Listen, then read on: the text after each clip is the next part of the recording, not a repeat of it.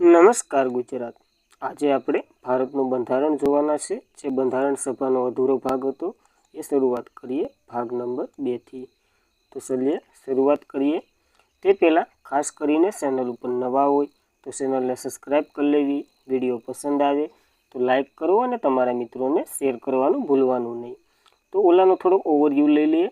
જો બંધારણ સભાની પહેલાં માંગની વાત કરીએ તો આપણે જોયું હતું 1895માં કહીએ તો કે બાળ ગંગાધર તિલકે કરી હતી। કેમાં તો કે સ્વરાજ પત્રિકામાં। ત્યારબાદ એક 1922ની તારીખ એમાં ગાંધીજી અને એની બેસન્ટે કરી હતી। ત્યારબાદની વાત કરીએ તો ડાયરેક્ટ 1934માં એન રોય એ ઓફિકલી માંગ હતી, અને ઔપચારિક માંગ હતી, એ પણ યાદ રાખવું।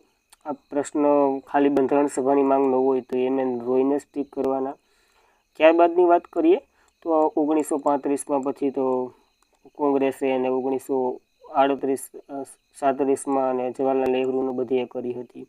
ત્યારબાદ 1940માં ક્રિપ્સ મિશન આવે છે, ઓગસ્ટ ઓફર આવે છે। ઓગસ્ટ ઓફર આવે એ બંધારણ સભાનો સ્વીકાર ન કરે, ખાલી હવામાં બાણ મારી દે કે તમે તમારી રીતના બંધારણ બનાવો, કારણ કે વિશ્વયુદ્ધ બીજું આવતું હોય ને એવું બધી થાય। અને આ જે સરકાર હતી બ્રિટનમાં કઈ હતી ક્લાઇમેટ એટલી વાળી તો નહીં, સ્થાપન કિપ્સ વાળી હતી, એને કંઈ રસ નહોતો જે બ્રિટનમાં હતી ને એને। ત્યારબાદ તો લેબર પાર્ટી આવે છે અને વગેરે વગેરે એને થાય। કેબિનેટ મિશન 1946માં આવે છે ને એનાથી બંધારણ ને એ બધી આપણે અગાઉના લેક્ચરમાં ભણી ચૂક્યા છે। આ તો ખાલી ઓવરવ્યૂ લીધો, તમને યાદ છે કે નહીં એ ચકાસી। ત્યારબાદ જેના વિશે ભણવાનું છે એનો લોગો જોઈ લઈએ, કારણ કે હવે બંધારણ સભાની બેઠકોને વગેરે આપણે જોવાનું છે। જો આ અખંડ ભારત છે, અખંડ ભારત, જેમાં હાલનું પાકિસ્તાન આવી જાય, અફઘાનિસ્તાનનો થોડોક વિસ્તાર આવી જાય, ને આ બાજુ ભૂતાન ને બાંગ્લાદેશ ને બધી આવી જાય, તો એ પણ યાદ રાખવું। શ્રીલંકા નથી આવતું તો એ પણ જોવું। આ હાથીની ઇમેજ છે, હાથી છે, આ ઇન્ડિયા લખેલું છે, અને આ કોન્સ્ટિટ્યુશન એસેમ્બલી એવી રીતના લોગો પર છે। તો લોગામાંથી પણ પ્રશ્ન આવી શકે, નક્કી ન લેવું તો એ પણ જોઈને જુઓ। આ બંધારણ સભાનો લોગો હતો, ચલચિત્ર। તો બંધારણ સભાની બેઠકોની વાત કરીએ, એમાં પહેલી બેઠક ક્યારે ભરાણી હતી ત્યાંથી આપણે જોવાનું છે। આ તો બંધારણ સભાની પહેલી બેઠક 9 ડિસેમ્બર 1946ના રોજ દિલ્હી ખાતે ભરાણી હતી। ક્યાં તો કે દિલ્હી, અને દિલ્હીમાં જે સેન્ટર હોલ છે ને, સેન્ટર હોલ ત્યાં ભરાણી હતી પહેલી વહેલી બેઠક। ક્યારે મળ્યા હતા, સમયની વાત કરીએ તો 11 વાગે મળ્યા હતા। સમય ક્યારે નહીં પૂછાય તો યાદ આવી, ખાલી ટેમ્પરરી યાદ રાખો, કારણ કે હાલના સંસદ છે ને એ આ ટાઈમે શરૂઆત થાય છે, તો આ પણ યાદ રાખવું। જ્યારે કામ ચલાવ અધ્યક્ષની નિમણૂક થઈ હતી, તો આ કોણ પહેલા વહેલા બન્યા હતા, તો આપણને બધીને ખબર છે, ડૉક્ટર સચ્ચિદાનંદ સિન્હા બન્યા હતા। અને આને કંઈ ઇમનામ તો નહોતા લઈ લીધા, વરિષ્ઠતાના આધારે લીધા હતા। વરિષ્ઠતાના આધારે, વરિષ્ઠ એટલે વૃદ્ધ વ્યક્તિ। અને આવો ખ્યાલ જે બી કૃપલાણીએ આપ્યો હતો, જે બી કૃપલાણી, અને આ ક્યાંથી લીધેલો હતો, એને ફ્રાન્સમાંથી લીધેલો હતો, ફ્રાન્સ, કારણ કે ફ્રાન્સમાં આવી રીતના અધ્યક્ષની નિમણૂકો થાય છે વરિષ્ઠતાના આધારે। હાલ કેમ હમણાં જે ચૂંટણી પંચે જે નિમણૂક કરી આપણે કે નહીં જ્ઞાનેશ કુમારની, કારણ કે જે સંજય કુમાર હતા એ તો નિમણૂક થઈ ગયા, તો 24મા નંબરના જે ચૂંટણી પંચના અધ્યક્ષ આવ્યા એ પણ યાદ રાખવા, જ્ઞાનેશ કુમાર, જેની નિમણૂક પણ વરિષ્ઠના આધારે થઈ છે। અને 3 સભ્યવાળી પેનલ બેઠી હતી, જેમાં આપણા અમિત શાહ એટલે કે મોટા ભાઈ હતા, નાના ભાઈ એટલે મોદીજી, અને વિરોધ પક્ષના નેતા એટલે રાહુલ ગાંધી, ત્રણેયની પેનલ દ્વારા આવી રીતના જ જે નિમણૂક કરવામાં આવી છે। ચૂંટણી પંચના નવા અધ્યક્ષ આવ્યા, chief commissioner, election chief commissioner જે મુખ્ય છે એ, અને બીજા એક એને પદ લીધું છે વિવેક જોશી છે, અને બીજા તો કે એક શીખ છે, એનું નામ નથી આવડતું, તો એ પણ યાદ રાખવું, કારણ કે કામ ચલાવનો ખ્યાલ ફ્રાન્સમાંથી લીધેલો છે। જે બી કૃપલાણીએ આપ્યો હતો પેલો વરિષ્ઠના આધારે ડૉક્ટર સચ્ચિદાનંદની નિમણૂક કરી હતી, આ કામ ચલાવ અધ્યક્ષ હતા, કારણ કે આના પછીની જે બેઠક થાય ને એમાં ટેમ્પરરી અધ્યક્ષ તરીકે ચૂંટી લે છે। તો આ વાતે યાદ રાખવી, દિલ્હીમાં ભેગા થયા હતા સેન્ટર હોલ ખાતે। ત્યારબાદ આપણે એક બીજી બેઠક જોવાની છે। જો એક દિવસ રેસ્ટ લઈ લીધો, ત્યારબાદ બીજી બેઠકની વાત કરીએ તો 11 ડિસેમ્બર 1946ના રોજ ભરાણી હતી। આમાં અધ્યક્ષની ચૂંટણી થઈ, અને ચૂંટણીમાં વાત કરીએ ને તો 2 સભ્ય હતા, તો નામ બેયના લખ નાખીએ। એક તો કે કેટી શાહ હતા, અને બીજા તો તમને ખબર છે, રાજેન્દ્ર પ્રસાદ હતા, રાજેન્દ્ર પ્રસાદ. આ બંનેની ચૂંટણી થાય છે અને રાજેન્દ્ર પ્રસાદ જીતી જાય છે અને અધ્યક્ષ તરીકે ડૉક્ટર રાજેન્દ્ર પ્રસાદની નિમણૂક થાય છે. જ્યારે ઉપાધ્યક્ષની વાત કરી લઈએ તો એસ.સી. મુખર્જી બને છે. મુખર્જી, એસ.સી. મુખર્જી એટલે એનું પૂરું નામે લખી નાખું, હરેન્દ્ર કુમાર મુખર્જી. તો આ નામે યાદ રાખવું. ઉપાધ્યક્ષ તરીકે હરેન્દ્ર કુમાર મુખર્જીની વાત કરીએ અને ટેમ્પરરી અધ્યક્ષ તરીકે કાયમી અધ્યક્ષ, ટેમ્પરરી અધ્યક્ષ ગમે એવા સભ્ય બનાવે, તમારે ગભરાવાનું નહીં.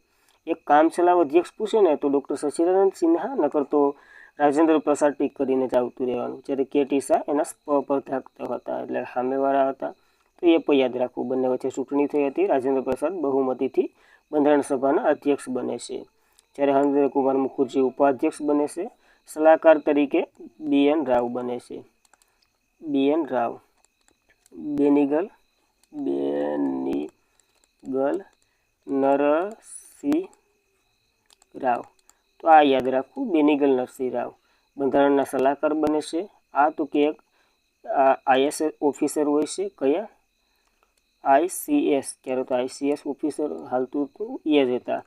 અને આનું એક પોઈન્ટ યાદ રાખવો, આ બંધારણ સભાના સલાહકાર બને છે પણ ક્યાંયથી ચૂંટાઈને નથી આવતા, એટલે કે આ ક્યાંયથી ઊભા જ નહોતા, ખાલી સલાહકાર તરીકે જ લીધા છે. તો સલાહકાર હતા, સભ્ય નહોતા. તો એ પણ યાદ રાખવું, સભ્ય નહોતા.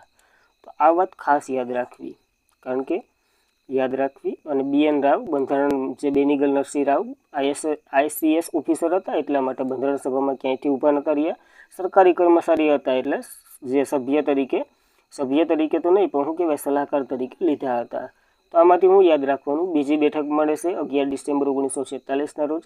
અધ્યક્ષ કે.ટી. શાહ બને છે, અધ્યક્ષ ચૂંટણી થાય છે કે.ટી. શાહ અને રાજેન્દ્ર પ્રસાદ વચ્ચે. જીતે કોણ? રાજેન્દ્ર પ્રસાદ. ઉપાધ્યક્ષ હરેન્દ્ર કુમાર મુખર્જી અને બેનિગલ નરસિંહ રાવ, જે તો કે સલાહકાર બને છે. એ આઈસીએસ ઓફિસર હતા, સભ્ય નહોતા. તો આ વાતે યાદ રાખવી. અને ત્યારબાદની બેઠક આપણા માટે આઈએમપી છે, તો ખાસ કરીને આ બેઠક યાદ રાખવી. તારીખ સહિત પૂછી લીધો. અગાઉ પ્રશ્ન આપણે આના પછી પીવાયક્યુ જોવાના છે, આમાં નહીં, આના અલગ લેક્ચરમાં આવશે. તો બંધારણ સભાના અત્યાર સુધી જે પીવાયક્યુ બન્યા છે એ બધી જોઉં એમાં, અને એમાં હું તમને હાઇલાઇટ પણ કરી. ઉદ્દેશ્ય પ્રસ્તાવ રજૂ થાય છે. આ ઉદ્દેશ્ય પ્રસ્તાવ એટલે બંધારણ કેવું હોવું જોઈએ ને એના માટેનો આ પ્રસ્તાવ હતો. આવી રીતના બંધારણ છે, એને ઉદ્દેશ્ય પ્રસ્તાવ કીધો હતો. રજૂની વાત કરીએ તો નહેરુએ કર્યો હતો. હવે આખું નામ તો તમને યાદ છે. અને બનાવ્યો હતો તો બી.એન. રાવે બનાવ્યો હતો. બી.એન. રાવ, જે બંધારણના સલાહકાર હતા, સભ્ય નહોતા. આ ખાસ યાદ રાખવું, અગાઉ પ્રશ્ન પૂછાઈ ગયો છે. તો યાદ રાખવું, બંધારણ કેવું હોવું જોઈએ એના માટે ઉદ્દેશ્ય પ્રસ્તાવ રજૂ તો કે નહેરુએ કર્યો હતો, બી.એન. રાવે બનાવ્યો હતો. જો પહેલી બેઠકમાં તો કે કામચલાઉ અધ્યક્ષ, બીજી બેઠકમાં તો કે ચૂંટણી થાય છે, રાજેન્દ્ર પ્રસાદને જીતે છે, વગેરે વગેરે.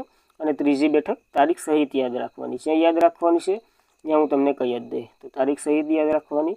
જ્યારે ડૉક્ટર બાબા સાહેબ આંબેડકર, તો કે આને ઉદ્દેશ્ય પ્રસ્તાવ જે અમલ કરવાનો હતો ને એ અમલ ન કરવા દીધો, કારણ કે આ જો તારીખ કઈ છે 1946ની છે. જ્યારે 1947 પછી તો ભારત અને પાકિસ્તાનના ભાગલા પડે છે, અને પાકિસ્તાન આપણે ખબર જ છે મુસ્લિમ લીગે બંધારણ સભામાં હાજરી નથી આપી, એ સિવાય રજવાડાએ નથી આપી. રજવાડા તો પછી વાહિણથી આવે છે, આને તો કંઈક અલગ જ જોતું હતું મુસ્લિમ લીગને. તો એના માટે તો કે આપણા ભાઈઓ કોઈ નથી, એટલે ટૂંકમાં મુસ્લિમ લીગના વ્યક્તિ કોઈ નથી, એટલે ત્યારે તો ભાઈઓ જ હતા, અત્યારે જે હોય એટલે એ કોઈ નથી. એટલે ઉદ્દેશ્ય પ્રસ્તાવ કેવી રીતના રજૂ કરી શકાય, તો આને રજૂની તારીખ પર ખાસ યાદ રાખવી. ક્યારે રજૂ કર્યો હતો ઉદ્દેશ્ય પ્રસ્તાવની વાત આવે ને, તો ઉદ્દેશ્ય પ્રસ્તાવ 22 જાન્યુઆરી 1947ના રોજ રજૂ કર્યો હતો. કારણ કે પછી તો ભારતના ભાગલા પડી ગયા હતા ને હવે તો મુસ્લિમ લીગ આવવાનું નહોતું, તો બાબા સાહેબે શું બોલે, એટલે એવી રીતના થયું હતું. તો આ ત્રીજી બેઠકમાં હું યાદ રાખવાનું, ઉદ્દેશ્ય પ્રસ્તાવ રજૂ કર્યો, બનાવ્યો તો નહેરુએ, બનાવ્યો તો બી.એન. રાવે, રજૂ નહેરુએ કર્યો હતો. અને ઉદ્દેશ્ય પ્રસ્તાવ એટલે બંધારણ કેવું હોવું જોઈએ એના માટેનું એક શોર્ટ લિસ્ટ. જ્યારે બાબા સાહેબ આંબેડકરે અમલ ન થવા દીધો, કારણ કે મુસ્લિમ લીગ નહોતું અને દેશી રજવાડાએ નહોતા. તો 22 જાન્યુઆરી 1947ના રોજ આ રજૂ થાય છે. તો આ તારીખ સહિત યાદ રાખવો. ત્યારબાદ ઉદ્દેશ્ય પ્રસ્તાવ કેવો હતો એ જોવું હોય તો લક્ષ્મીકાંતની ઇમેજ લીધેલી છે આપણે. જો આવી રીતના હતો. 13 ડિસેમ્બર 1947ના રોજ 47ના રોજ જવાહરલાલ નહેરુની જે વિધાનસભાના ઐતિહાસિક ઉદ્દેશ્ય પ્રસ્તાવ રજૂ કર્યો હતો, જે માળખું બંધારણની આ બાબતનું કંઈક છે. જો તમે તમારી રીતના વાંચી શકશો. આમાંથી સ્ટેટમેન્ટ વાઇઝ કે કંઈ પ્રશ્ન આવતા નથી, કારણ કે આ બેઠું કોપી પાછું બંધારણમાં આવે છે ને આપણે અમુકમાં ભણશું. જો આ એક ખાલી પહેલો પોઈન્ટ વાંચશો ને ત્યાં જ તમને ખબર પડી જશે. આ બંધારણ સભા ભારતને એક સ્વાતંત્ર સાર્વભૌમ પ્રજાસત્તાક તરીકે અને તેના ભાવિ શાસકોને બંધારણ કરવા તથા દઢ અને ગૌરવપૂર્ણ સંકલન જોઈએ છે. જે અમુકની પહેલી લાઈન છે એ આના આધારિત છે. એવી રીતના આપણે આખું બંધારણ આના ઉપર જ ભણવાના છે અને આના ઉપર જ તૈયાર થયું છે, એટલે તો આને ઉદ્દેશ્ય પ્રસ્તાવ કીધો છે. તો યાદ રાખો કે આવી રીતના હતો. આ આપણે ખાલી યાદ રાખવા પૂરતી છે. ત્યારબાદ ભારત સ્વાતંત્રતા અધિનિયમ આવે છે 1947, અને આમાં તો કે ભારત આઝાદ થઈ જાય છે. ભારત ને પાકિસ્તાન બંને આઝાદ થઈ જાય છે. બંધારણ સભાની અલગ પાકિસ્તાનની રચના પર થઈ જાય છે. માઉન્ટ બેટન કરે છે. એ વગેરે વગેરે આપણે આગળ ભણી ગયા છે. હવે તો કે આની વાત કરીએ.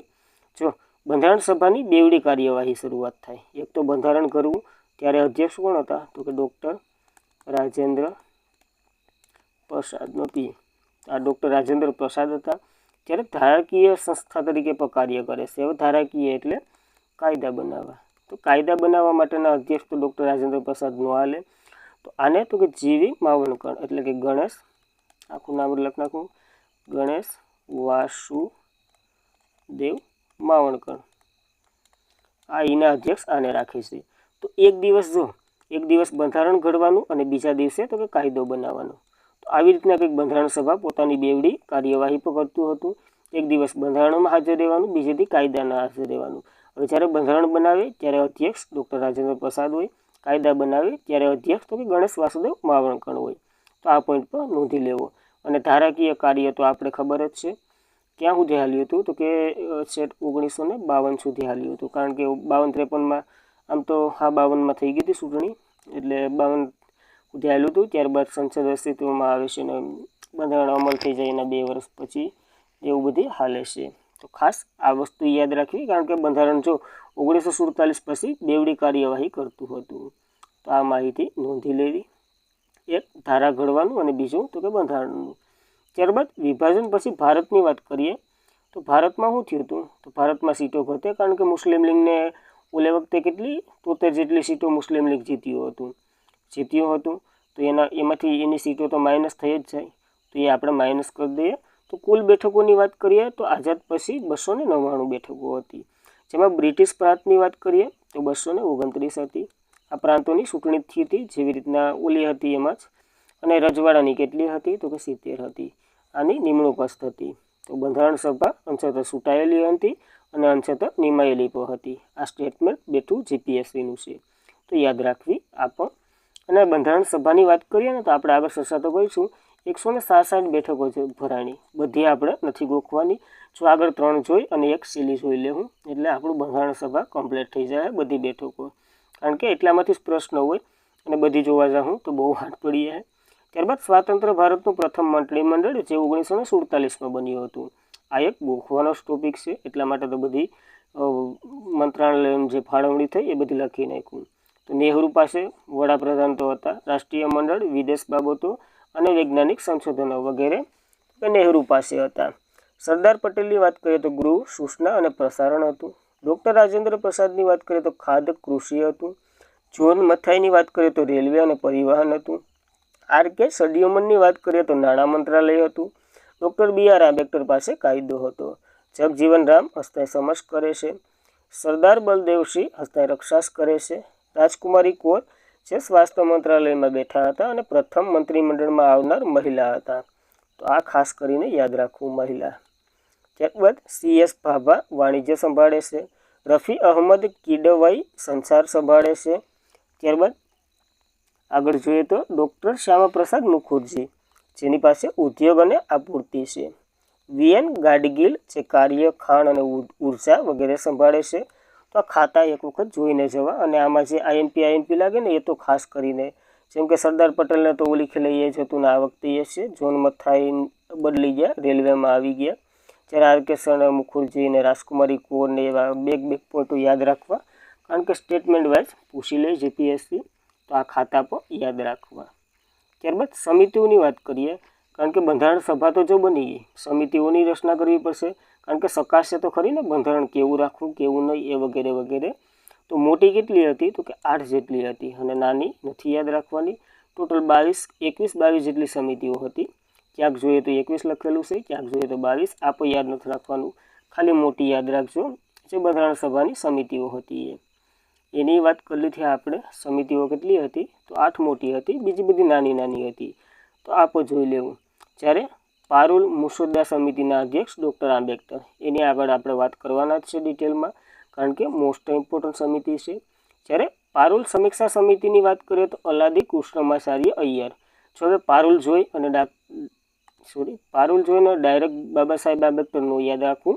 પારુલ પછી શું છે એ પણ જોવું. સમીક્ષા છે તો અલાદી કૃષ્ણમાચાર્ય, આવી રીતના યાદ રાખવાનું. સંઘ બંધારણીય સમિતિની વાત કરીએ, સંઘ આવે ત્યાં જવાહરલાલ નહેરુ જ લખ નાખવાના, પ્રાંતીય આવે ત્યાં સરદાર પટેલ જ લખ નાખવાના. આવી રીતના આપણે યાદ રાખેલું છે. ત્યારબાદ મૂળભૂત અધિકારો અને અલ્પસંખ્યકોની સમિતિના પણ અધ્યક્ષ હતા સરદાર વલ્લભભાઈ પટેલ. સંઘ શક્તિ સમિતિના અધ્યક્ષ નહેરુ હતા.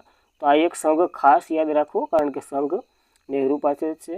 રાષ્ટ્રીય ઝંડા સમિતિ જે.બી. કૃપાણી હતા. આ એક પોઈન્ટ યાદ રાખો, કારણ કે અગાઉ પ્રશ્ન પૂછાઈ ગયો છે. પ્રક્રિયા નિયમન સમિતિ ડૉક્ટર રાજેન્દ્ર પ્રસાદ પાસે હતી, અને સંચાલન સમિતિ પણ એની મેળે હતી, કારણ કે અધ્યક્ષ એ હતા એટલા માટે. કાર્ય સંચાલન સમિતિની વાત કરીએ તો કનૈયાલાલ મુનશી હતા. એ ગુજરાતી સભ્ય છે એટલે યાદ જ રાખવી. કાર્ય સંચાલનની સમિતિ. ડાયરેક્ટ સંચાલન સમિતિ કહે તો રાજેન્દ્ર પ્રસાદ, કાર્ય સંચાલનની સમિતિ કહે તો કનૈયાલાલ મુનશી. આ પણ ગોખવાનો ટોપિક છે એટલે વાંચું છું. મૂળભૂત અધિકારોની ઉપસમિતિની વાત કરીએ તો જે.બી. કૃપલાણી હતા. અલ્પસંખ્યકોની ઉપસમિતિની વાત કરીએ તો એસ.સી. મુખર્જી હતા. અને જે રાષ્ટ્રીય સંબંધિત કામચલાઉ સમિતિના અધ્યક્ષ ડૉક્ટર રાજેન્દ્ર પ્રસાદ હતા. તો આવા મેન પોઈન્ટો યાદ રાખવાના, જેમ કે પારુલ સમિતિ છે, સંઘને પ્રાંત તો નહેરુ અને સરદાર જ છે. આ મૂળભૂત અધિકારોની યાદ રાખવી, રાષ્ટ્રીય ઝંડાની યાદ રાખવી, પછી આ કાર્ય સંચાલન અને સંચાલન સમિતિ. એના સિવાય રાષ્ટ્રીય સંબંધિત કામચલાઉ સમિતિ પરના અધ્યક્ષ ડૉક્ટર રાજેન્દ્ર પ્રસાદ હતા. તો આવા સમિતિઓના અધ્યક્ષ પણ યાદ રાખવાના. હવે એક સમિતિ આપણે ભણવાની છે, કઈ? તો કે પારુલ સમિતિ. તો પારુલ સમિતિ કહું, મુસદ્દા સમિતિ કહું, ખરડા સમિતિ કહું, બંને એટલે ત્રણેય એક જ છે. તો આના વિશે આપણે વાત કરીએ. આની રચનાની વાત કરીએ, પછી આનું બધી જોવાના છે. તો રચનાની વાત કરીએ પહેલાં. આની રચના ક્યારે થઈ હતી? તો 29 ઓગસ્ટના રોજ થઈ હતી. 29 ઓગસ્ટ 1947ના રોજ. જ્યારે પહેલી બેઠક તો કે બીજેદી ભરાણી હતી 30 ઓગસ્ટ 1947ના રોજ. તો આ પણ યાદ રાખવું, ખાલી રચના યાદ રાખવી. 29 ઓગસ્ટ 1947. તો બેઠક તો આ ફરી યાદ રહી જાય. આના અધ્યક્ષ તો કે બી.આર. આંબેડકર હતા. એના સિવાયના 1, 2, 3, 4, 5 ને 6 ટોટલ 7 વ્યક્તિ હતા. તો સભ્યની વાત કરીએ તો 7 જ થાય, કારણ કે અધ્યક્ષ એ સભ્યમાં જ આવે. અધ્યક્ષ સહિત કહે તો 6. તો કેવી રીતના પ્રશ્ન પૂછાણો એ તમારે યાદ રાખવાનું છે. આ બધીની ઇમેજ પછી આ વગેરે કોણ છે? અલાદી કૃષ્ણમાચાર્ય છે. આમાં કમા મુનશી ને વગેરે વગેરે. અહીં બી.આર. આંબેડકર બેઠા છે, તો બધી યાદ રાખવું. આ કમા મુનશી છે.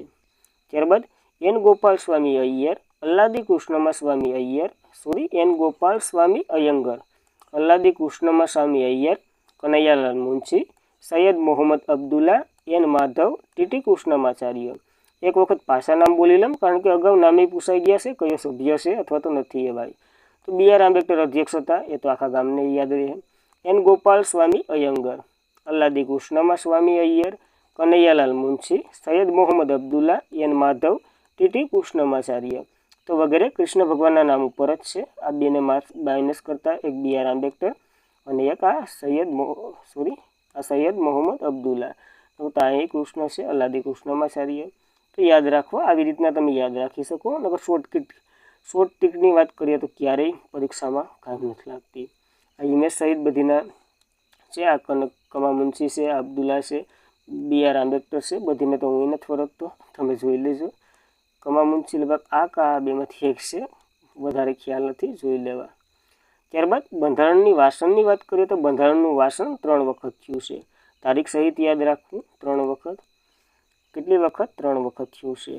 જ્યારે 4 નવેમ્બર 1948 થી 9 નવેમ્બર 1948 સુધી પહેલું વાંચન થયું હતું, અને આ વાંચન સૌથી ટૂંકું વાંચન હતું, ટૂંકું વાંચન, તો એ પણ યાદ રાખવું. જ્યારે 15 નવેમ્બર 1948 થી 17 નવેમ્બર 1949 સૌથી લાંબુ વાંચન હતું, સેટ 11 મહિના ચાલ્યું હતું એવું છે. તો આ મોસ્ટ ઇમ્પોર્ટન્ટ, આવી રીતના જ પ્રશ્ન પૂછાશે, સૌથી ટૂંકું કયું અને સૌથી લાંબુ કયું, અને ખાસ એવી રીતના જ યાદ રાખવાનું. જ્યારે ત્રીજા વાંચનની વાત કરીએ તો 14 નવેમ્બર 1949 થી 24 નવેમ્બર 1949 સુધી હાલ્યું હતું, અને આ તારીખ આપણા માટે ખાસ IMPની છે, કારણ કે બંધારણ લાગુ કરવામાં આવ્યું હતું આ તારીખે. તો યાદ રાખવી. શું થયું હતું તો કે બંધારણનું કાર્ય સમાપ્ત થયું હતું.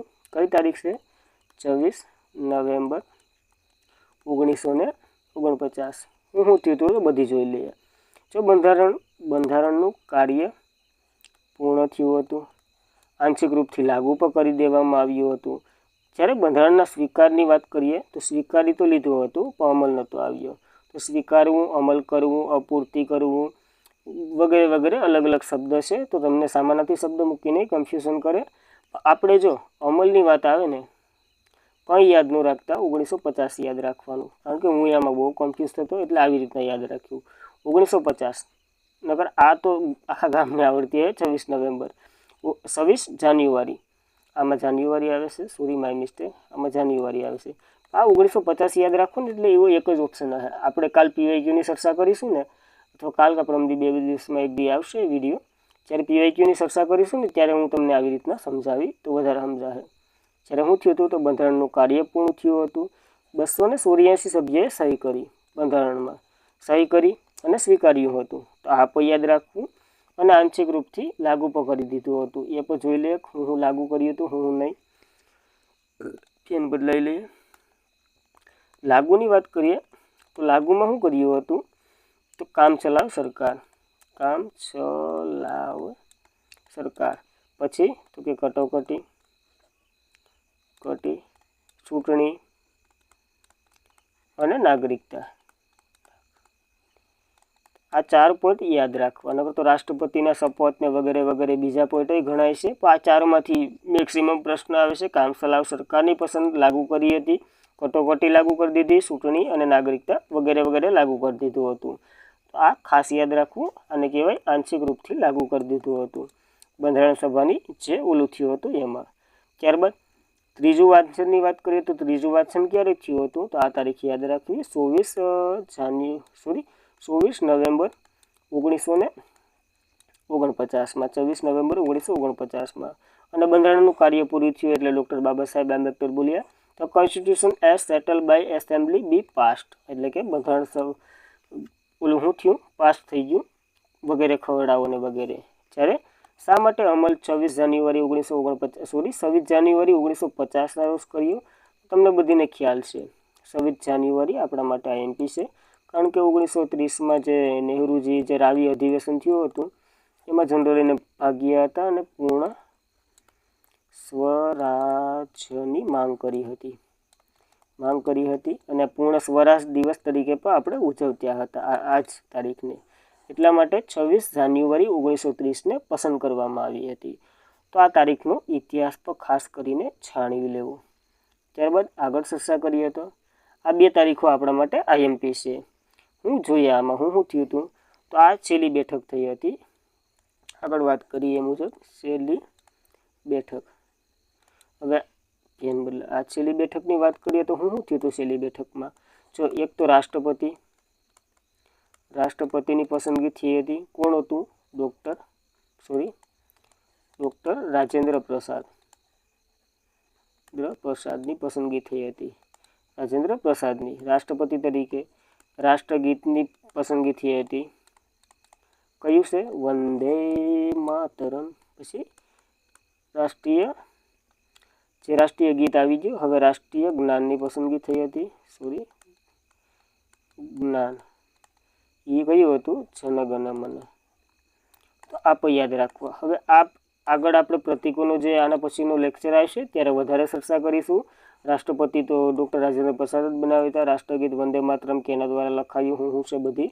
રાષ્ટ્રગાનની વાત કરીએ તો જનગણ મન છે વગેરે કયા અધિવેશનમાં ગાવામાં આવ્યું હતું. સરોજની નાયડુએ ગાયું હતું વંદે માતરમ વગેરે વગેરે થશે ચર્ચા કરીશું. ત્યારબાદ આ 1 તારીખ IMP છે. જો 26 જાન્યુઆરી 1950 શું થયું હતું તો કે બંધારણ અમલ આવ્યું હતું. અમલ લાગુ, આ બે શબ્દ યાદ રાખવાના, અમલ અથવા તો લાગુ. જ્યારે લાગુ હા વગેરે વગેરે જ છે. અમલની વાત કરીએ, બની તો કઈ જ હતું તો કે 26 નવેમ્બર 1949 રોજ. એમાં શું થયું હતું તો કે સ્વીકાર્યું હતું, અર્પિત કર્યું હતું. આવા શબ્દ યાદ રાખવા. સ્વીકાર, અર્પિત, તૈયાર અને રજૂ વગેરે જેવા શબ્દ યાદ રાખવા. કારણ કે આ બધી સામાનાર્થી શબ્દ છે, તમને કન્ફ્યુઝ કરવા. આપણે ગોખીને ગયા હોય સ્વીકાર ક્યારે કર્યું હતું તો કે 26 નવેમ્બર 1949. હવે તૈયારનો પ્રશ્ન આવે તો માથું ખંજવાતો હોય, તો એ પણ યાદ રાખવું. રજૂ અથવા તો અર્પિતનો ગમે એનો પ્રશ્ન આવે, જો લાગુ ને અમલ બે યાદ રાખવાનું, એટલે ઓલું તો આફડું યાદ રહી જાય. એક લાગુ યાદ રાખવાનું, એક અમલ યાદ રાખવાનું. આ બે યાદ રાખી લો ને એટલે ઓલું તો સ્વીકાર ને અર્પિત ને તૈયાર ને એ બધીની તારીખ કઈ છે 24 નવેમ્બર 1949 છે. તો ખાસ આ બે તારીખો પર જોવી. અને હવે શું થયું હતું તો કે હવે બંધારણ સભા બની ગઈ હતી.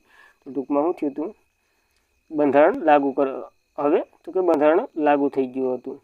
લાગુ થઈ ગયું 1950 રોજ. હવે તો કે 22 ભાગ હતા બંધારણના. હાલ જ્યારે બન્યું હતું ત્યારની વાત કરીએ છીએ. 395 અનુસૂચિઓ હતી, એટલે કે આર્ટિકલ. જ્યારે 8 અનુસૂચિઓ હતી. પછી 9મી તો ક્યારે 1991 એડ થઈને વગેરે આપણે જોશું સૂચિઓ હતી. આ ખાસ યાદ રાખવી, કારણ કે આનાથી જ પ્રશ્ન પૂછાય. હાલ તો કંઈક 400ની ઉપર છે, 450 અનુસૂચિઓ છે. વર્તમાનની ક્યારેય યાદ નથી રાખવાની, કારણ કે જો સંસદમાંથી ખવડો થઈને બિલ પાસ થઈ જાય એટલે એ બંધારણમાં એડ થઈ જાય. પેલું યાદ રાખવાનું 22 ભાગ છે. હાલ તો 25ની આજુબાજુ છે, એમાં એકમાં કન્ફ્યુઝન છે અસ્થાયી. 395 અનુચ્છેદ છે, 8 અનુસૂચિઓ છે, હાલ 12 અનુસૂચિઓ છે. તો વર્તમાન આંકડો નહીં યાદ રહે તો એ હાલ છે. આ ઓલ્ડ આંકડો યાદ રાખવાનો. તો આ થયું હતું. અને ગણેશ વાસુદેવ માવણકરને પહેલાં સ્પીકરે બનાવવામાં આવ્યા હતા. ત્યારબાદ બંધારણ સભાનું કાર્ય ક્યારે પૂર્ણ થયું હતું તો કે 1952માં જે વાત કરી એ મુજબ ચૂંટણી થઈ અને પ્રથમ સ્પીકર તરીકે જીવી માવણકર બન્યા હતા. તો આ વાત યાદ રાખવી. એક પોઈન્ટ રહી ગયો તો તે કહી દીધો. ત્યારબાદ આપણે વનલાઈનર સ્વરૂપે જોવાના છે. એ પહેલાં એક મેન વ્યક્તિની ચર્ચા કરી લઈએ. કોણ છે એ તો ક્યાંય પોઈન્ટ મારી દઈએ, BR આંબેડકર. શા માટે આની ચર્ચા કરવી? કારણ કે આ મહત્વના વ્યક્તિ છે. બંધારણ સભાને જે પિતામહ કહેવામાં આવે છે આ વ્યક્તિને, તો એના વિશે તો ચર્ચા કરવી જ પડે. આની વાત કરીએ તો પહેલાં મુંબઈમાંથી ઊભા રહી. મુંબઈમાંથી હારે ક્યારે તો કે વિભાજન પહેલાં, એટલે 1946માં મુંબઈમાંથી ઊભા થાય. હારી જાય ભાઈ. એટલે પછી તો કે પશ્ચિમ બંગાળનો એક વિસ્તાર છે, ત્યારે બંગાળનો એક વિસ્તાર છે, ત્યારે પશ્ચિમ બંગાળ નહોતું. તો બંગાળનો એક વિસ્તાર હતો જેસુર કુલ્લા. આમાંથી ઊભે છે, જીતી જાય છે, બંધારણ સભામાં આવે છે. યાદ રાખવું, પહેલાં મુંબઈથી હારે છે, પછી પશ્ચિમ બંગાળમાંથી આવે છે. બંગાળ હવે પશ્ચિમ બંગાળ ને પૂર્વ બંગાળ બંને થઈ જાય. હવે જે પાકિસ્તાનમાં ગયું હોય ને એ આનો વિસ્તાર હોય, જેસર કુલ્લા. પછી પાકિસ્તાનમાં વયું જાય. પછી પાછું શું થાય તો કે બાબા સાહેબ આંબેડકર, રાજેન્દ્ર પ્રસાદ કહે કે આ તો મેન વ્યક્તિ છે, આને તો બંધારણ સભામાં રાખવા જ પડશે. તો શું કરે તો કે રાજેન્દ્ર પ્રસાદ જે બીજી ખેરને ફોન કરે. ત્યારે ફોનની સિસ્ટમ હતી, તમે બહુ વહેલા આવી ગયા. તો બીજી ખેર કોણ હતા તો કે મુંબઈના સીએમ હતા. એને ફોન કરે, એનાથી એક સીટ ખાલી કરી દે. MR જયકરની સીટ ખાલી કરી દે. MR જયકરની સીટ ખાલી કરી દે. અને પાછા બાબા સાહેબ આંબેડકર ક્યાંથી આવે તો કે મુંબઈમાંથી આવે છે. તો આ વાત યાદ રાખવાની, આ કન્ફ્યુઝન દૂર કરી દેવાનું. જો સાલવારી સહિત કહી દે તો પેલી મુંબઈમાંથી હાર્યા હતા. પછી તો કે જેસર કુલ્લાથી 1946માં જીતે છે. સાલવારી આપે તો કંઈ કન્ફ્યુઝન નથી. પણ આવા પ્રશ્ન પૂછાઈ ગયા, બાબા સાહેબ આંબેડકર બંધારણ સભામાં ક્યાંથી ચૂંટાઈને આવે, તો આપણે મુંબઈ સ્ટીક કરીને આવવાનું. કંઈ પણ થાય તો આપણે આંદોલન કરવા જાઉં, બધા ભેગા થઈ. અને જે લક્ષ્મીકાંતની બુક છે એમાં બધી લખેલું જ છે, એ લઈ અને જાઉં ગાંધીનગર ખાતે અપીલ કરવા. તો એ પણ યાદ રાખવું. હવે તો કે વનલાઈનર સ્વરૂપે જે ફેક્ટો છે એ જોવાના છે, તો એ પણ જોઈ લઈએ. તો સમયની વાત કરીએ તો તો બંધારણ સભાનો સમય કેટલો લાગ્યો હતો? તો 2 વર્ષ 11 મહિના અને 18 દિવસો એટલા જે બંધારણ સભાનો સમય લાગ્યો હતો. કુલ બંધારણ તો કે 60 દેશોના ભેરા કર્યા હતા. 160 લાખનો ખર્ચો આવ્યો હતો. દેશો 160 લાખનો ખર્ચો આવ્યો હતો. તો ખર્ચો ક્યારનો 60 લાખનો આવ્યો હતો? તો આજ તો બહુ મોટી વાત છે. મૂળ બંધારણ તો કે 2 ભાષામાં છે. આ બધી વિશે આપણે ચર્ચા આઈ થિંક તમને આવડતું હશે તો પણ પાછી ચર્ચા કરી લઈએ. કારણ કે જો 160 લાખનો ખર્ચો આવે તો એ બંધારણ કેવું બન્યું હોય એ પણ આપણા માટે આઈએમપી છે. અને વાત કરીએ તો કેટલી બેઠકો ભરાણી હતી એના વિશે અગાઉ વાત કરી ચૂક્યા છે. 11 સત્રો ભરાણા હતા. સત્રો એટલે કે હાલ કેવા સત્રો હાલે છે? આ ઉનાળું, શિયાળું, ચોમાસું, આપણે જે સંસદમાં સત્ર હાલે ને એ સત્રની વાત કરીએ. 11 સત્ર ભરાણા હતા અને 166 બેઠકો થઈ હતી.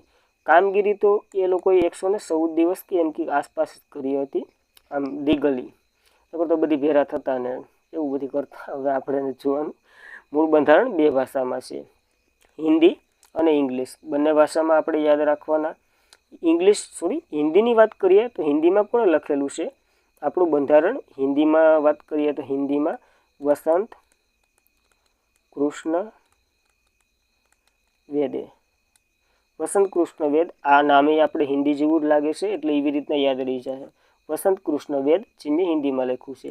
જ્યારે ઇંગ્લિશમાં વાત કરીએ તો હવે ઇંગ્લિશમાં તો પ્રેમ બિહારી નારાયણ સજદા. તો યાદ રાખવું, પ્રેમ બિહારી નારાયણ સજદા. એને ઇંગ્લિશમાં લખ્યું હતું, પોતાના હાથોએ લખેલું છે બંધારણ, ક્યાંય પ્રિન્ટિંગ કરેલું નથી. અને આ જે હાલનું બંધારણ છે ને એ આપણે દિલ્હીમાં જે સેન્ટ્રલ લાઇબ્રેરી છે ને ત્યાં પડેલું છે, હિલિયમ વાયુના ઓલામાં, ખરાબ ન થાય એના માટે. તો હિન્દીમાં યાદ રાખવું વસંત કૃષ્ણ વેદે, ઇંગ્લિશમાં તો કે પ્રેમ બિહારી નારાયણ સજદાએ લખેલું છે. આની વાત કરી લીધી. ત્યારબાદ આમુખની ડિઝાઇન અને બંધારણની ડિઝાઇન. તો આમુખ આપણે ભણશું જ્યારે હું ઇમેજ લાવી. હવે એની ડિઝાઇન તૈયાર જોઈ લેવું.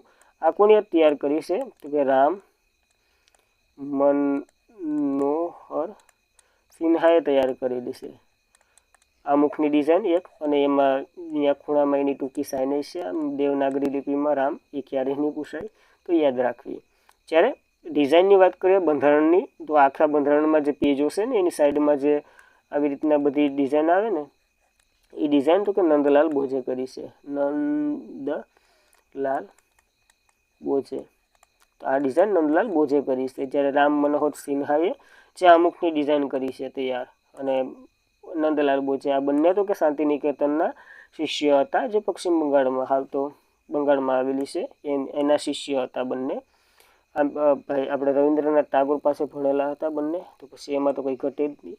જ્યારે બંધારણના કાર્યના સમાપ્ત સમયે તો કે જે આપણે વાત કરી લીધી 284 સભ્યોએ સાઇન કરી હતી.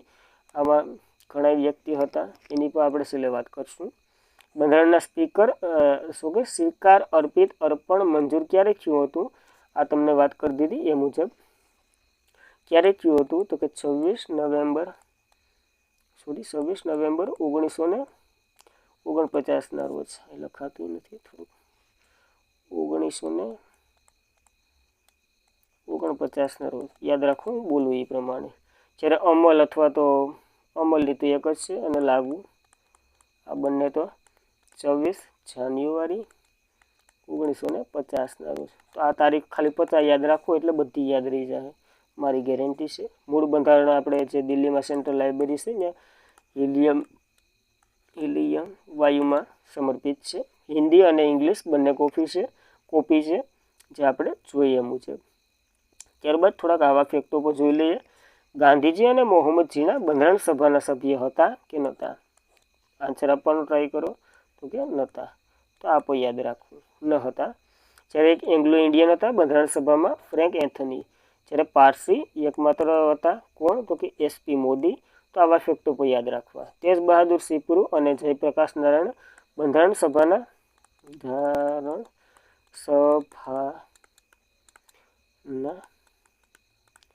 સભ્ય હતા, બટ સ્વાસ્થ્યના કારણે તે એ કોઈ બેઠકમાં અથવા તો બંધારણ સભામાં ભાગ જ નહોતો લીધો. તો આ પણ યાદ રાખવું. તેજ બહાદુર સિપરુ અને જયપ્રકાશ નારાયણ. આ બંને વ્યક્તિ જે બંધારણ સભાના સભ્ય તરીકે તો ચૂંટાયા હતા, પણ એ કોઈ વાર ઓલું નહોતું કર્યું, બંધારણ સભામાં હાજર નહોતા રહ્યા સ્વાસ્થ્યના કારણે. તો આ આપણા જે ટોપિક વાઇઝ ભણ્યા એ મુજબ હતું. અને હવે તો કે MCQ જોઈ લે ફટાફટ, પછી આપણો ક્લાસનો એન્ડ કરીએ. 10 જેટલા MCQ છે જે પૂછાવા લાયક હોય. ત્યારબાદ તો કે જોઈએ બંધારણ સભાનું કાર્ય પૂર્ણ થયા બાદ કેટલા વ્યક્તિઓએ સહી કરી હતી. તો મિત્રો વિડીયો પોસ્ટ કરી અને આન્સર આપવાનો ટ્રાય કરવો, અને પસંદ આવતું હોય તો લાઈક તો તમારે કરવાનું જ છે. કેટલા હતા? 284 સભ્ય હતા. તો ઓપ્શન સી હાસો પડશે. ત્યારબાદ તો કે નીચેના વિધાનો તપાસી ખરા વિધાનો પસંદ કરવાના છે. તો જોઈએ બંધારણ સભાના કાયમી અધ્યક્ષ ડૉક્ટર સચ્ચિદાનંદ સિન્હા હતા. નહીં ભાઈ, આ તો કાર્યકારી હતા, અને ફ્રાન્સમાંથી લીધું હતું. જે વિકલું પ્રાણી આપણે કીધું હતું કે વરિષ્ઠના આધારે, એટલે કે સૌથી ઘરડા જે વ્યક્તિ હોય એને બનાવી દઉં. ઘરડો હાથ ભાઈ નીકળ્યો હતો. ત્યારબાદ કાર્યકારી અધ્યક્ષની ચૂંટણી કરવામાં આવી હતી, જેનો ખ્યાલ ફ્રાન્સમાંથી લેવામાં આવ્યો હતો. આ વિધાન હાસું છે, આપણે વાત કરી જ નાખીએ. જે વિકલું પ્રાણીએ એનો વિચાર રજૂ કર્યો હતો. બંધારણ સભાના કાર્યકારી અધ્યક્ષ ડૉક્ટર રાજેન્દ્ર પ્રસાદની નિમણૂક થઈ હતી.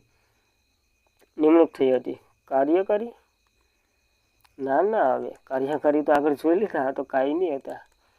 કાયમી તો આપ યાદ રાખવું. જ્યારે બંધારણ સલાહકાર BN રાવ હતા, જે બંધારણ સભાના સભ્ય ન હતા. તો આ વિધાન હાસું છે.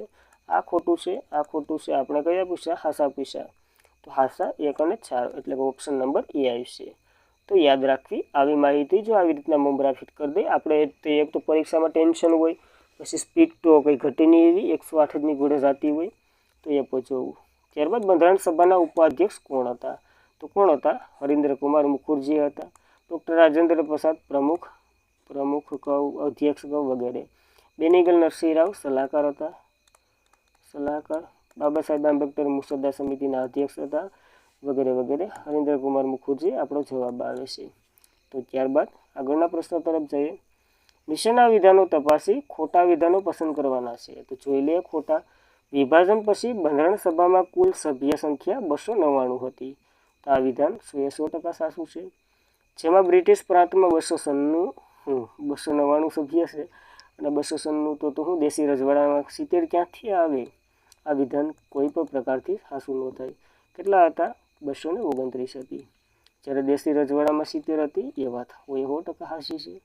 સૌથી વધારે બ્રિટિશ પ્રાંતની બેઠકો હૈદરાબાદમાં 55 હતી. નાના એ મોગરો મૂકી દીધો, કારણ કે હૈદરાબાદે તો ભાગ જ નહોતું લીધું. ક્યાં હતી?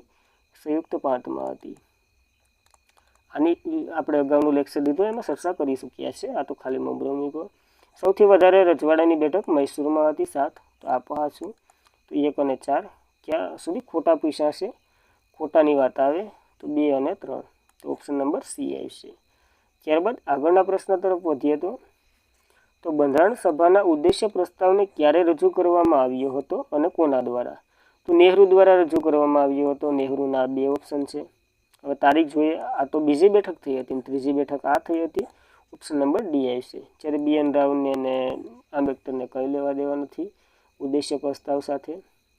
હવે તો અમલ ક્યારે આવ્યો હતો એ તારીખ પર આપણે લખી નાખીએ. 22 જાન્યુઆરી 1947 રોજ. શા માટે? તો કે આંબેડકર બોલ્યા હતા મુસ્લિમ લીગ સમાવેશ નથી, તો એની મંત્રણા લેવી પણ જરૂરી છે. પછી વિભાજન પછી અમલ કરી દીધું. ત્યારબાદ નીચેના વિધાનો તપાસી ખરા વિધાનો પસંદ કરવાના છે, સાચા વિધાનો. પારુલ સમિતિની રચના 29 ઓગસ્ટ 1947માં થઈ હતી. 30 ઓગસ્ટ 1947માં પહેલી બેઠક ભરાણી હતી, એ પણ આપણે જોયું હતું. જેમાં કુલ 8 સભ્ય હતા. મમરો મૂકી દીધો, 7 હતા. જેના અધ્યક્ષ ડૉક્ટર BR આંબેડકર હતા. સાચી વાત છે. પહેલું વિધાન સાચું, બીજું સાચું, ત્રીજું ખોટું છે. જેનું કાર્ય ડ્રાફ્ટના અભ્યાસ કરવાનું. હવે આનું એક કાર્ય રહી ગયું, તો એ પણ આપણે ચર્ચા કરીએ. જો જે આર્ટિકલો આવે ને, એટલે કે અનુચ્છેદ આવે ને, એ બધીનો અભ્યાસ કરવો, લોકોની મંત્રણા લેવી, એના ઉપર કાર્ય કરવું. જે 60 દેશોના બંધારણ ભેરા કર્યા હતા ને, એ વગેરેમાંથી કાર્ય કરવું, વગેરે વગેરે આનું હતું. તો ડ્રાફ્ટ ઉપર અભ્યાસ કરવો, આ વિધાન 100% સાચું છે. તો બીજું ક્યાં નથી? બીજું અહીંયા નથી ને અહીંયા નથી, પણ આ તો ઓપ્શન નંબર બી આવશે આપણે. તો જોઈએ આના વિશે આગળ. આ વગેરે આપણે ચર્ચા કરી ચૂક્યા છીએ. આ એક પોઈન્ટ રહી ગયો હતો, તો કહી દીધો. આવો આન્સર જોવાનો, આ મિનિંગ છે પ્રશ્ન જોવાનો. આખો ટોપિક કમ્પ્લીટ થઈ જાય. ત્યારબાદ બંધારણ સભામાં કુલ કેટલા સત્ર અને કેટલી બેઠકો ભરાણી હતી? જો બેઠકો તો યાદ હે 167 યાદ રાખવી. ક્યારે પહેલી બેઠક ભરાણી હતી? તો કે 9 ડિસેમ્બર 1946ના રોજ. છેલ્લી બેઠક 24 નવેમ્બર 1949. આ વગેરે થયું હતું. આમાં તો કે 11 સત્ર અને 167 બેઠકો ભરાણી હતી. તો ઓપ્શન નંબર બી આવશે. તો જોઈ લેવું આમાં. ત્યારબાદ નીચેના વિધાનો તપાસી ખોટા વિધાનો પસંદ કરવાના છે. તો ખોટા. બંધારણ સભામાં એકમાત્ર એંગ્લો ઇન્ડિયન ફ્રેન્ક એન્થની હતા. 100% હાસુ વિધાન છે. બંધારણ સભાના સૌપ્રથમ બેઠક સંસદ ભવન મુંબઈ ખાતે, નંબરો મૂકી દીધો, સંસદ ભવન દિલ્હી ખાતે, એટલે સેન્ટ્રલ હોલ દિલ્હી ખાતે ભરાણી હતી. ખોટું છે. ભારતની બંધારણ સભા બનાવતા કુલ 2 વર્ષ 11 મહિના અને 18 દિવસ સમય લાગ્યો છે. તો ત્રીજું હાચું છે.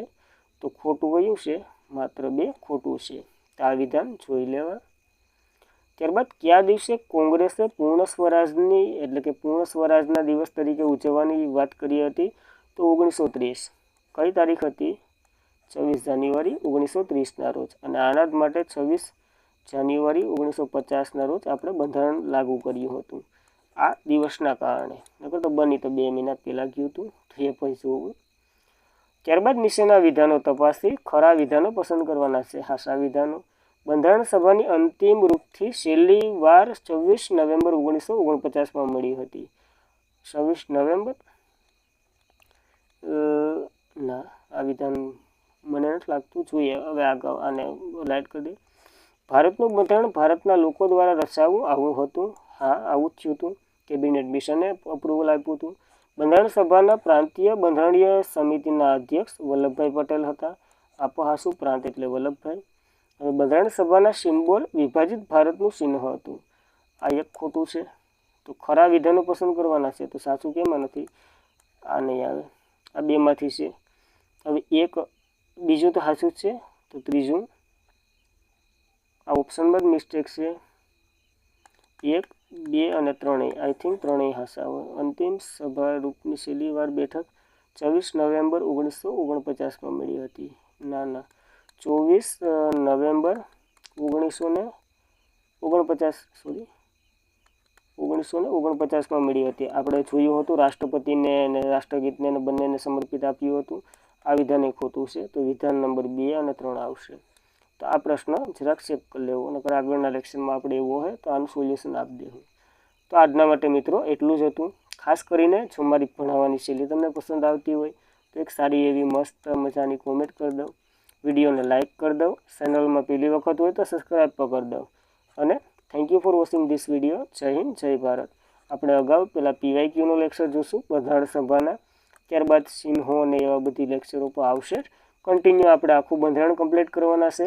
જે આમ તો ટૂંકમાં UPSC લઈ લેવાની, પણ આપણે ગુજરાતીમાં ભણીએ એટલે GPSC ઇનફ છે આનાથી. આની બહાર એક કોઈ પ્રશ્ન નહીં હોય. મારી ઉપર એટલો વિશ્વાસ રાખી અને તમે આ કરી શકો.